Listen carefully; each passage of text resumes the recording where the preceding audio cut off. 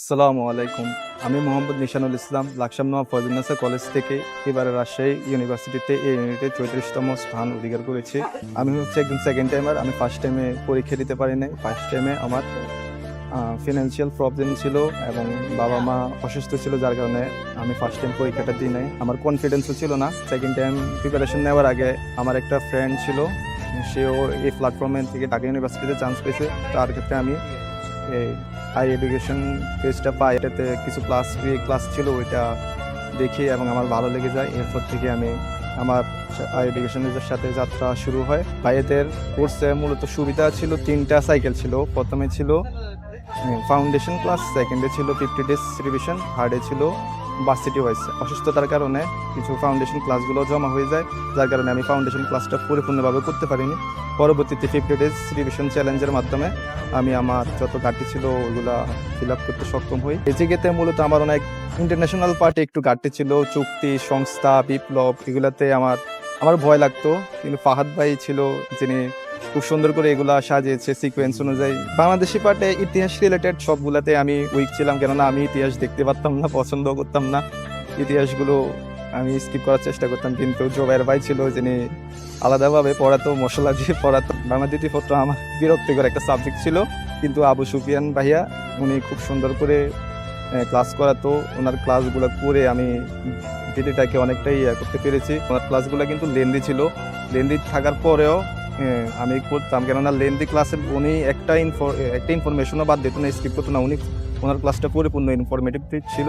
ওনারা এক্সাম্পল থেকে অনেকগুলা আসছিল আল্লাহর রহমতে। ইংলিশের কথা বলতে গেলে মহসিন স্যার অনেক ভালো পড়ায় ইংলিশ। আমার ইংলিশ এইচএসসিতে থাকতে ওই রকম লেভেলের বেসিক ছিল না, ইংলিশে মোটামুটিও ছিল না। ইংলিশে আমি কোনোরকম ফার্স্ট মার্ক নিয়ে চিন্তা করতাম, কিন্তু যে মহসিন ভাইয়ের ক্লাসগুলা করার পর আমার ইংলিশ গ্রামার নিয়েও তো চিন্তা করতে হয় না, কেননা ওনার ক্লাসের সবচেয়ে সুবিধা ছিল উনি ক্লাস করানোর সময় যে টপিকটা করাতো ওই টপিকটা করাই ছেড়ে দিত না, উনি ওইটার উপর আবার এমসিকিউ প্র্যাকটিস করাতো, যার কারণে আমাদের এমসিকিউ প্র্যাকটিসটাও হয়ে যেত।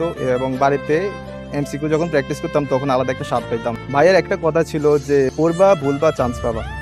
আমি মাঝে মধ্যে পড়তাম, সারাদিন কি পড়তাম নিজেও জানি না, ভুলে যেতাম। রাত্রে হলে এগুলা মেমোরাইজ পড়ার চেষ্টা করতাম, কিন্তু মাথায় কিছু থাকতো না। সাথে সাথে উঠে আবার বইগুলো দেখতাম, একটু চেক করতাম।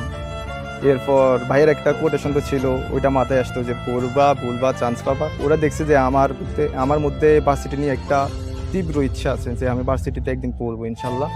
ওইরকম একটা ইচ্ছা শক্তি তারা দেখছে, যার কারণে তারা আমাকে সেকেন্ড টাইমে অনেক ভালোভাবে সাপোর্ট দিচ্ছে।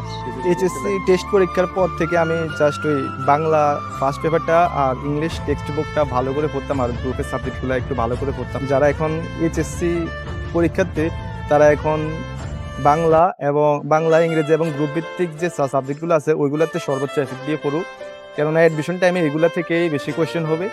অ্যাডমিশন টাইমে তার এফোর্টটা একটু কম দিলেও হবে, কিন্তু এখন যদি এফোর্টটা কম দেয় অ্যাডমিশন টাইমে সে এত পড়া নিতে পারবে না।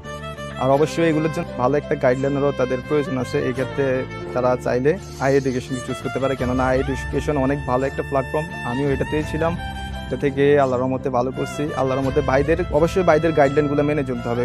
অ্যাডমিট হয়ে পড়ে থাকলে হবে না, চান্স হবে না। ভাইদের গাইডলাইনগুলো পরিপূর্ণভাবে ফলো করতে হবে, ওইটা ফরজে আইন।